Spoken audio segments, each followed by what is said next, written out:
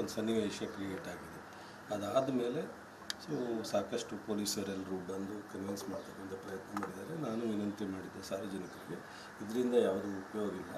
ಯಾರಾದರೂ ಅನಾಹುತ ಆದರೆ ಅದಕ್ಕೆ ನಾವ್ಯಾರೂ ಅವ್ರ ಜೀವ ಕೊಡಲಿಕ್ಕೆ ಸಾಧ್ಯ ಆಗಿಲ್ಲ. ಏನೇ ನಡೆದರೂ ತಪ್ಪಿದಸ್ತ್ರ ಮೇಲೆ ಕ್ರಮ ತಗೊಳ್ಳೋಣ. ಸೊ ಒಂದು ಸ್ವಲ್ಪ ಟೈಮ್ ಕೊಡಿ. ಬಟ್ ಅದು ಬಿಟ್ಟು ಯಾವುದೇ ಒಂದು ಹೆಜ್ಜೆ ಮುಂದೆ ಹೋದರೂ ಅದರಿಂದ ಹಿಂದೆಲ್ಲ ನಡೆದಿರ್ತಕ್ಕಂಥ ಇನ್ಸಿಡೆಂಟ್ಗಳು ದೇಶದಲ್ಲಿ ರಾಜ್ಯದಲ್ಲಿ ನಾವು ನೋಡಿದ್ದೀವಿ. ದುಡ್ಕೋದು ಬೇಡ. ನಾಂಗಲದಲ್ಲಿ 40 ವರ್ಷದಿಂದ ಭಾಳ ಶಾಂತಿ ನೆಲೆಸಿದೆ. ಇವತ್ತು ಈ ಇನ್ಸಿಡೆಂಟು ನಮಗೆ ಒಂದು ದೇವರ ಕೆಲಸ, ಈ ಥರದ ಇನ್ಸಿಡೆಂಟ್ಗೆ ಟರ್ನ್ ಆಗ್ತಕ್ಕಂಥದ್ದು ಬೇಡ ಅಂಥೇಳಿ ಎರಡೂ ವರ್ಗದ ಜನರಿಗೆ, ಮುಸ್ಲಿಮ್ಸ್ಗಳು ಮತ್ತು ನಮ್ಮ ಹಿಂದೂಗಳಿಗೆ ವಿನಂತಿ ಮಾಡಿದೆ. ಕೊನೆಗೆ ಗಣಪತಿಯನ್ನು ವಿಸರ್ಜನೆ ಮಾಡಿದ್ದಾರೆ. ರಾತ್ರಿ ಎಲ್ಲ ಜಿಲ್ಲಾಧಿಕಾರಿಗಳು, IG ಅವರು ಎಲ್ಲ ಅಲ್ಲೇ ಇದ್ದಾರೆ. ಈಗ ಒಂದಷ್ಟು ಸಣ್ಣ ಪುಟ್ಟ ಘಟನೆ ನಡೆದಿದೆ. ಒಂದೆರಡು ಅಂಗಡಿಗಳಿಗೆ ಅನಾಹುತ ಆಗಿರೋದು, ಬೈಕ್ಗಳಿಗೆ ಬಿಟ್ಟರೆ ಪ್ರಾಣಹಾನಿ ಯಾವುದೂ ಆಗದೇ ಇರೋದ್ರಿಂದ ಒಂದು ಸಮಾಧಾನ ನನಗೆ. ಸೊ ಅದರಿಂದ ನನಗೆ ಮಾನ್ಯ ಮುಖ್ಯಮಂತ್ರಿಗಳು ಸಹ ಎಲ್ಲ ಅಧಿಕಾರಿಗಳಿಗೆ ಸೂಚನೆ ಕೊಟ್ಟಿದ್ದಾರೆ. ಗೃಹ ಮಂತ್ರಿಗಳು, ಮುಖ್ಯಮಂತ್ರಿಗಳು ನೇರವಾಗಿ ಮಾತನಾಡಿದ್ದಾರೆ ನನಗೂ. ನಾನು ಅದಕ್ಕೋಸ್ಕರ ಈಗ ಅರ್ಲಿಯಲ್ಲಿ ಹೊರಟಿದ್ದೀನಿ. ಎಲ್ಲ ಅಧಿಕಾರಿಗಳು, ಜಿಲ್ಲಾ ಮಟ್ಟದ ಉಪವಿಭಾಗದ ಅಧಿಕಾರಿಗಳಿದ್ದಾರೆ. ತಕ್ಷಣ ಸ್ಥಳಕ್ಕೆ ಹೋಗಿ ಎಲ್ಲ ಪರಿಶೀಲನೆ ಮಾಡಿ ಸೊ ಮೊದಲು ಶಾಂತಿಯನ್ನು ನೆನೆಸ್ತಕ್ಕಂಥ ಕೆಲಸವನ್ನು ಮೊದಲು ಆದ್ಯತೆ ಕೊಡ್ತೀನಿ. ನಂತರ ಏನೆಲ್ಲ ತಪ್ಪಿದಸ್ಥರಿದ್ದಾರೆ, ಇದಕ್ಕೆ ಯಾವ ಕಾರಣ, ಅದನ್ನು ಕಾನೂನುಬದ್ಧ ಕ್ರಮ. ಸರ್, ಈಗ ಈ ಪ್ರಕರಣಕ್ಕೆ ಸಂಬಂಧಪಟ್ಟಂತೆ ಏನು ಕ್ರಮ ತಗೊಂಡಿದ್ದೀರಾ ಅಥವಾ ಯಾರನ್ನಾದ್ರೂ ವಶಕ್ಕೆ ಪಡೆದಿದ್ದೀರಾ? ಅಲ್ಲ, ಸಾಕಷ್ಟು ಜನನ ವಶಕ್ಕೆ ತಗೊಂಡಿದ್ದಾರೆ. ಅದು ಎಷ್ಟು ಜನ ತಗೊಂಡಿದ್ದಾರೆ ಅನ್ನೋದನ್ನು ನಾನು ಈಗ ಬ್ಲಾಕ್ ಕಾಂಗ್ರೆಸ್ ಅಧ್ಯಕ್ಷರು ಒಂದು ನಿಮಿಷ ಕೇಳಬೇಕು. ದಯಮಾಡಿ ನೀವು ನನಗೆ ಸಹಕಾರ ಕೊಡ್ತೀರಾ ಅಂತ ಅನ್ಕೊಂಡಿದ್ದೀನಿ. ನನಗೆ ಅಂದರೆ ನನ್ನ ಅಧಿಕಾರಕ್ಕೋಸ್ಕರ ಅಲ್ಲ, ಸಾರ್ವಜನಿಕರ ಹಿತದೃಷ್ಟಿಯಿಂದ ಮಾಧ್ಯಮ ಸ್ನೇಹಿತರು ಸಹ. ಸೊ ನಾನು ಪ್ರವಾಹಕ್ಕೆ ಹೇಳಿಕೆ ಕೊಡ್ತಕ್ಕಂಥದ್ದು, ನೀವು ಅದನ್ನು ಬಿಚ್ಚಿಸ್ತಕ್ಕಂಥದ್ದು, ಅದರಿಂದ ಪ್ರಯೋಜನ ಆಗಲ್ಲ. ಬ್ಲ್ಯಾಕ್ ಕಾಂಗ್ರೆಸ್ ಅಧ್ಯಕ್ಷರ ಮಗ ಆಗಲಿ ಅಥವಾ ಇನ್ನೊಬ್ಬ ಆಗಲಿ ಸೊ ಪ್ರಶ್ನೆ ಇಲ್ಲ. ಅದು ಪೊಲೀಸ್ ಇಲಾಖೆ ನೆಗ್ಲಿಷನ್ ಆಗಲಿ ಅಥವಾ ಎಲ್ಲ ಅಲ್ಲಿರ್ತಕ್ಕಂಥ ನಾಯಕರುಗಳ ತಪ್ಪಾಗಲಿ, ಹಿಂದೂಗಳು ಮುಸ್ಲಿಮ್ಸು ಅನ್ನೋ ಪ್ರಶ್ನೆ ಬರಲ್ಲ. ಇಲ್ಲಿ 100ಕ್ಕೆ 100 ಕಾನೂನು. ಸರ್, ಈಗ ಪೆಟ್ರೋಲ್ ಬಾಂಬ್ ಎಲ್ಲ ಯೂಸ್ ಮಾಡಿದ್ದಾರೆ. ಸೊ ನಿಮಿಷ ನೀವು ಇಲ್ಲಿ ಹೇಳ್ತಾ ಇದ್ರೆ ನಾನು ಕೇಳ್ತಾ ಇದ್ದೀನಿ. ನಾನು ಎಲ್ಲ ಗೊತ್ತಾಗೋದು. ಸೊ ನಾನು ಮಾಹಿತಿ ತಗೊಂಡಿದ್ದೀನಿ. ಸೊ ಈಗ ಶಾಂತಿ ಆಗಿದೆ. ದಯಮಾಡಿ ನೀವು ಸಹ ಕೈ ಮುಗಿದು ವಿನಂತಿ ಮಾಡ್ತೀನಿ, ನಾಗಮಂಗಲ ಶಾಂತಿ ಆಗಲಿಕ್ಕೆ ನೆಮ್ಮದಿ ಕೊಟ್ಬಿಡಿ. ಈಗ HD ಕುಮಾರಸ್ವಾಮಿ ಅವರು ಒಂದು ಮಾತು ಹೇಳ್ತಾರೆ, ಎಲ್ಲೊಂದು ಕಡೆ ಒಂದು ಕೋಮಿಗೆ ಪ್ರಿಫರೆನ್ಸ್ ಕೊಡ್ತಾರೆ, ಅದಕ್ಕೆ ನಾನು ಮಾತನಾಡಿದ್ರೆ ತಪ್ಪಾಗುತ್ತೆ. ಬಹುಶಃ ಅವರು ಕೇಂದ್ರದ ಸಚಿವರಾಗಿದ್ದಾರೆ, ನಾನು ರಾಜ್ಯದಲ್ಲಿ ಸಚಿವರಾಗಿದ್ದೆ. ರಾಜ್ಯ ಸರ್ಕಾರ, ಕೇಂದ್ರ ಸರ್ಕಾರ ಎಲ್ಲವೂ ದೇಶ, ರಾಜ್ಯ, ಜನರ ಹಿತಕ್ಕೆ ನಾವು ಮಾಡಬೇಕಾಗುತ್ತೆ. ಅವರು ಮಾಜಿ ಮುಖ್ಯಮಂತ್ರಿಗಳಿದ್ದಾರೆ, ಸಾಕಷ್ಟು ಅನುಭವ ಇದೆ. ನಾನು ಅಂದ್ಕೊಂಡಿದ್ದೀನಿ ಅವರು ಇದನ್ನು ಆಗುವಂಥದ್ದಕ್ಕೆ ಅವರ ಸೂಚನೆ, ತಿಳುವಳಿಕೆ, ಸಜೆಷನ್ನು ಮತ್ತು ಅವರ ಏನಾದರೂ ಮಾರ್ಗದರ್ಶನ ಇದ್ದರೆ ಕೊಡ್ತಾರೆ ಅಂದ್ಕೊಂಡಿದ್ದೀನಿ. ಅದನ್ನು ಮೀರಿ ಅವರು ಇದನ್ನು ರಾಜಕೀಯವಾಗಿ ಮಾತಾಡ್ತೀನಿ ಅಂದರೆ ದೇವರವರು ಒಳ್ಳೇದು ಮಾಡಲಿ. ನಾನು ಖಂಡಿತ ಅದಕ್ಕೆ ರಾಜಕೀಯವಾದಂಥ ಉತ್ತರ ಕೊಡಲ್ಲ. ಈ ಇಶ್ಯೂನಲ್ಲಿ ಅದು ನನ್ನ ಸ್ವತಃ ಕ್ಷೇತ್ರ, ನನ್ನ ಜಿಲ್ಲೆ ಆಗಿರ್ಬೋದು ತಗೊಳ್ತೀನಿ. ನಂತರ ಏನೆಲ್ಲ ತಪ್ಪಿದಸ್ಥರಿದ್ದಾರೆ, ಇದಕ್ಕೆ ಯಾವ ಕಾರಣ, ಅದನ್ನು ಕಾನೂನುಬದ್ಧ ಕ್ರಮ. ಸರ್, ಈಗ ಈ ಪ್ರಕರಣಕ್ಕೆ ಸಂಬಂಧಪಟ್ಟಂತೆ ಏನು ಕ್ರಮ ತಗೊಂಡಿದ್ದೀರಾ ಅಥವಾ ಯಾರನ್ನಾದ್ರೂ ವಶಕ್ಕೆ ಪಡೆದಿದ್ದೀರಾ? ಅಲ್ಲ, ಸಾಕಷ್ಟು ಜನನ ವಶಕ್ಕೆ ತಗೊಂಡಿದ್ದಾರೆ. ಅದು ಎಷ್ಟು ಜನ ತಗೊಂಡಿದ್ದಾರೆ ಅನ್ನೋದನ್ನು ನಾನು ಈಗ ಬ್ಲಾಕ್ ಕಾಂಗ್ರೆಸ್ ಅಧ್ಯಕ್ಷರು ಒಂದು ನಿಮಿಷ ಕೇಳಬೇಕು. ದಯಮಾಡಿ ನೀವು ನನಗೆ ಸಹಕಾರ ಕೊಡ್ತೀರಾ ಅಂತ ಅನ್ಕೊಂಡಿದ್ದೀನಿ. ನನಗೆ ಅಂದರೆ ನನ್ನ ಅಧಿಕಾರಕ್ಕೋಸ್ಕರ ಅಲ್ಲ, ಸಾರ್ವಜನಿಕರ ಹಿತದೃಷ್ಟಿಯಿಂದ ಮಾಧ್ಯಮ ಸ್ನೇಹಿತರು ಸಹ. ಸೊ ನಾನು ಪ್ರವಾಹಕ್ಕೆ ಹೇಳಿಕೆ ಕೊಡ್ತಕ್ಕಂಥದ್ದು, ನೀವು ಅದನ್ನು ಬಿಚ್ಚಿಸ್ತಕ್ಕಂಥದ್ದು, ಅದರಿಂದ ಪ್ರಯೋಜನ ಆಗಲ್ಲ. ಬ್ಲ್ಯಾಕ್ ಕಾಂಗ್ರೆಸ್ ಅಧ್ಯಕ್ಷರ ಮಗ ಆಗಲಿ ಅಥವಾ ಇನ್ನೊಬ್ಬ ಆಗಲಿ ಸೊ ಪ್ರಶ್ನೆ ಇಲ್ಲ.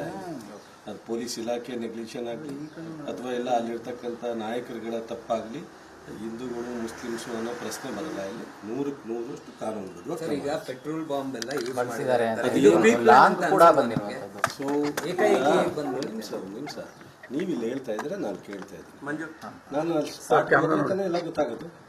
ಸೊ ನಾನು ಮಾಹಿತಿ ತಗೊಂಡಿದ್ದೀನಿ. ಸೊ ಈಗ ಶಾಂತಿ ಆಗಿದೆ. ದಯಮಾಡಿ ನೀವು ಸಹ ಕೈ ಮುಗಿದು ವಿನಂತಿ ಮಾಡ್ತೀನಿ, ನಾಗಮಂಗಲ ಶಾಂತಿ ಆಗಲಿಕ್ಕೆ ನೆಮ್ಮದಿ ಕೊಟ್ಬಿಡಿ. ಈಗ HD ಕುಮಾರಸ್ವಾಮಿ ಅವರು ಒಂದು ಮಾತು ಹೇಳ್ತಾರೆ, ಎಲ್ಲೊಂದು ಕಡೆ ಒಂದು ಕೋಮಿಗೆ ಪ್ರಿಫರೆನ್ಸ್ ಕೊಡ್ತಾರೆ, ಅದಕ್ಕೆ ನಾನು ಮಾತನಾಡಿದ್ರೆ ತಪ್ಪಾಗುತ್ತೆ. ಬಹುಶಃ ಅವರು ಕೇಂದ್ರದ ಸಚಿವರಾಗಿದ್ದಾರೆ, ನಾನು ರಾಜ್ಯದಲ್ಲಿ ಸಚಿವರಾಗಿದ್ದೆ. ರಾಜ್ಯ ಸರ್ಕಾರ, ಕೇಂದ್ರ ಸರ್ಕಾರ ಎಲ್ಲವೂ ದೇಶ, ರಾಜ್ಯ, ಜನರ ಹಿತಕ್ಕೆ ನಾವು ಮಾಡಬೇಕಾಗುತ್ತೆ. ಅವರು ಮಾಜಿ ಮುಖ್ಯಮಂತ್ರಿಗಳಿದ್ದಾರೆ, ಸಾಕಷ್ಟು ಅನುಭವ ಇದೆ. ನಾನು ಅಂದ್ಕೊಂಡಿದ್ದೀನಿ ಅವರು ಇದನ್ನು ಆಗುವಂಥದ್ದಕ್ಕೆ ಅವರ ಸೂಚನೆ, ತಿಳುವಳಿಕೆ, ಸಜೆಷನ್ನು ಮತ್ತು ಅವರ ಏನಾದ್ರು ಮಾರ್ಗದರ್ಶನ ಇದ್ರೆ ಕೊಡ್ತಾರೆ ಅಂದ್ಕೊಂಡಿದ್ದೀನಿ. ಅದನ್ನು ಮೀರಿ ಅವರು ಇದನ್ನು ರಾಜಕೀಯವಾಗಿ ಮಾತಾಡ್ತೀನಿ ಅಂದರೆ ದೇವರವರು ಒಳ್ಳೇದು ಮಾಡಲಿ. ನಾನು ಖಂಡಿತ ಅದಕ್ಕೆ ರಾಜಕೀಯವಾದಂಥ ಉತ್ತರ ಕೊಡಲ್ಲ. ಈ ಇಶ್ಯೂನಲ್ಲಿ ಅದು ನನ್ನ ಸ್ವತಃ ಕ್ಷೇತ್ರ, ನನ್ನ ಜಿಲ್ಲೆ ಆಗಿರ್ಬೋದು, ನನ್ನ ರಾಜ್ಯದಲ್ಲಿ ಯಾವುದೇ ಮೂಲೆಯಲ್ಲಾಗಿರ್ಬೋದು, ನಮ್ಮ ಸರ್ಕಾರದ ಬದ್ಧತೆ, ಮೊದಲ ಆದ್ಯತೆ ಸಾರ್ವಜನಿಕರ ರಕ್ಷಣೆ ಮಾಡ್ತಕ್ಕಂಥದ್ದು, ಸಾರ್ವಜನಿಕರ ಆಸ್ತಿ ರಕ್ಷಣೆ ಮಾಡ್ತಕ್ಕಂಥದ್ದು. ನಂತರ ವಿರೋಧ ಪಕ್ಷದ ನಾಯಕರುಗಳ ಪ್ರಚೋದನೆಗಾಗಲಿ ಅಥವಾ ಪ್ರಶ್ನೆಗಾಗಲಿ ಅಥವಾ ಇನ್ನೊಂದಕ್ಕಾಗಲಿ ಉತ್ತರ ಕೊಡ್ತಕ್ಕಂಥದ್ದು. ಕುಮಾರಸ್ವಾಮಿಯವರು ಭಾಳ ದೂರ ಏನಲ್ಲ, ಅಲ್ಲಿ ಲೋಕಸಭಾ ಸದಸ್ಯರಿದ್ದಾರೆ, ನಾನು ಅವರು ಒಟ್ಟೊಟ್ಟಿಗೆ ಕೆಲಸ ಮಾಡಿದ್ದೀವಿ. ಅವರಿದ್ದಾಗ ಏನೇನು ಆಗಿದೆ, ಏನೋ ಅನಾಹುತ ಅಥವಾ ನಾವಿದ್ದಾಗ ಏನಾಗಿದೆ ಅನ್ನೋದು ಎಲ್ರಿಗೂ ಗೊತ್ತಿದೆ. ಇದೆಲ್ಲ ನಿರಂತರವಾಗಿ ಒಂದಲ್ಲ ಒಂದು ಸಂದರ್ಭದಲ್ಲಿ ಇನ್ಸಿಡೆಂಟ್ ಆಗ್ತವೆ.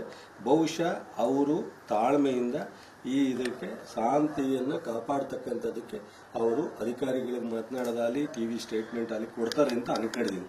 ಕೊಡಲಿಲ್ಲ, ನಾನು ಇದನ್ನು ರಾಜಕೀಯವಾಗಿ ಬಳಸ್ತೀನಿ ಅಂತ ಅಂದರೆ ನಾನು ಅದನ್ನು ರಾಜಕೀಯವಾಗಿ ಬೆಳೆಸಲ್ಲ. ನಾನು ಅವ್ರಿಗೆ ರಾಜಕೀಯವಾಗಿ ಉತ್ತರ ಕೊಡಲ್ಲ.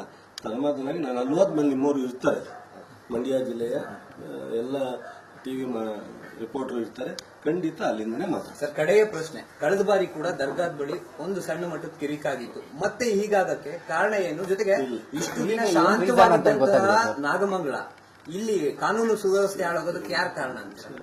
ಕಾನೂನು ಸುವ್ಯವಸ್ಥೆ ಹಾಳಾಗಿಲ್ಲ.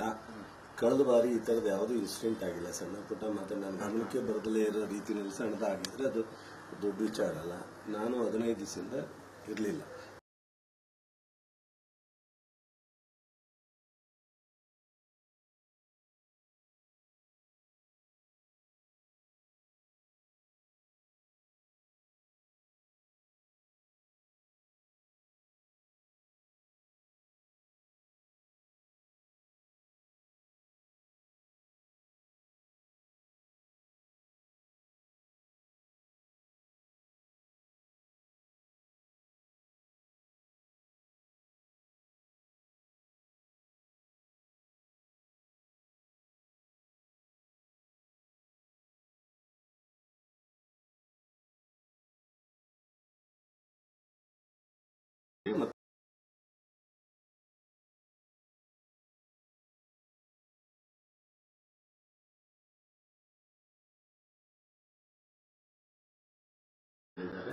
ಎಲ್ಲ ಪೊಲೀಸ್ ಅಧಿಕಾರಿಗಳು ಇದ್ದಾರೆ.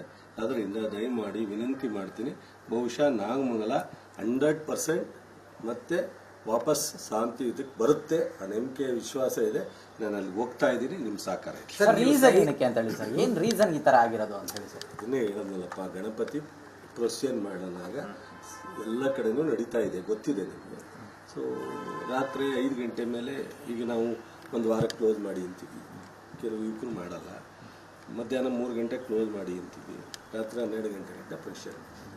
ಕೆಲವರು ರಾತ್ರಿನೂ ಆಗುತ್ತೆ, ಬೆಳಗಿನ ಜಾವ ಬಿಡ್ತಾರೆ. ಇದೆಲ್ಲ ಯುವಕರು ನನ್ನ ರಾಜ್ಯದಲ್ಲಿ ಯಾವುದೇ ಮೂಲೆಯಲ್ಲಾಗಿರ್ಬೋದು, ನಮ್ಮ ಸರ್ಕಾರದ ಬದ್ಧತೆ, ಮೊದಲ ಆದ್ಯತೆ ಸಾರ್ವಜನಿಕರ ರಕ್ಷಣೆ ಮಾಡ್ತಕ್ಕಂಥದ್ದು, ಸಾರ್ವಜನಿಕರ ಆಸ್ತಿ ರಕ್ಷಣೆ ಮಾಡ್ತಕ್ಕಂಥದ್ದು. ನಂತರ ವಿರೋಧ ಪಕ್ಷದ ನಾಯಕರುಗಳ ಪ್ರಚೋದನೆಗಾಗಲಿ ಅಥವಾ ಪ್ರಶ್ನೆಗಾಗಲಿ ಅಥವಾ ಇನ್ನೊಂದಕ್ಕಾಗಲಿ ಉತ್ತರ ಕೊಡ್ತಕ್ಕಂಥದ್ದು. ಕುಮಾರಸ್ವಾಮಿಯವರು ಭಾಳ ದೂರ ಏನಲ್ಲ, ಅಲ್ಲಿ ಲೋಕಸಭಾ ಸದಸ್ಯರಿದ್ದಾರೆ, ನಾನು ಅವರು ಒಟ್ಟೊಟ್ಟಿಗೆ ಕೆಲಸ ಮಾಡಿದ್ದೀವಿ. ಅವರಿದ್ದಾಗ ಏನೇನು ಆಗಿದೆ, ಏನೋ ಅನಾಹುತ ಅಥವಾ ನಾವಿದ್ದಾಗ ಏನಾಗಿದೆ ಅನ್ನೋದು ಎಲ್ರಿಗೂ ಗೊತ್ತಿದೆ. ಇದೆಲ್ಲ ನಿರಂತರವಾಗಿ ಒಂದಲ್ಲ ಒಂದು ಸಂದರ್ಭದಲ್ಲಿ ಇನ್ಸಿಡೆಂಟ್ ಆಗ್ತವೆ. ಬಹುಶಃ ಅವರು ತಾಳ್ಮೆಯಿಂದ ಇದಕ್ಕೆ ಶಾಂತಿಯನ್ನು ಕಾಪಾಡ್ತಕ್ಕಂಥದ್ದಕ್ಕೆ ಅವರು ಅಧಿಕಾರಿಗಳಿಗೆ ಮಾತನಾಡೋದಾಗಲಿ TV ಸ್ಟೇಟ್ಮೆಂಟ್ ಆಗಲಿ ಕೊಡ್ತಾರೆ ಅಂತ ಅನ್ಕೊಂಡಿದ್ದೀನಿ. ಕೊಡಲಿಲ್ಲ, ನಾನು ಇದನ್ನು ರಾಜಕೀಯವಾಗಿ ಬಳಸ್ತೀನಿ ಅಂತ